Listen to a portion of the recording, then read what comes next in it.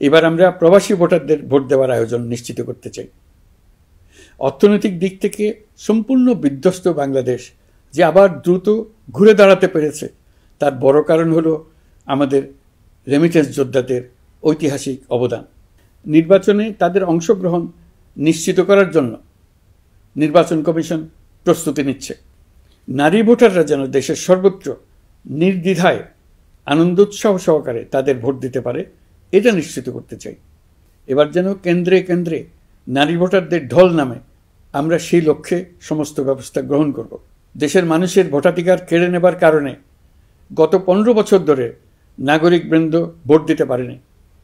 এবারের নির্বাচনে আমরা আমাদের বকেয়া আনন্দ সহ মহা আনন্দে ভোট দিতে চাই। এবারের নির্বাচনে জীবনে প্রথমবার ভোট দিতে যাবে এরকম ভোটাররা নানা উৎসবের মধ্য দিয়ে ভোট কেন্দ্রে যাবে, তাদের এই দিনটি স্মরণীয় করে রাখার জন্য।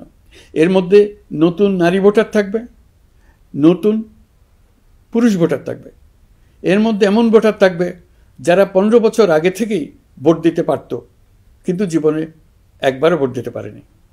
এর মধ্যে আসবে যারা 10 বছর আগে, 5 বছর আগে ভোট দিতে পারত কিন্তু পারেনি। আর আসবে ভাগ্যবান ও ভাগ্যবতীর দল, যারা এই প্রথমবার ভোটার হওয়ার যোগ্যতা লাভ করলো এবং সঙ্গে সঙ্গে ভোট দেওয়ার সুযোগও পেয়ে গেল।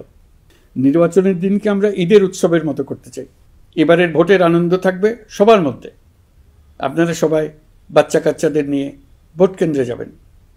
নাগরিক অধিকার প্রয়োগের মহা আনন্দ পরবর্তী বংশধরদের কাছে তুলে ধরার জন্য এখন থেকে প্রতিদিন আলাপ আলোচনা করুন।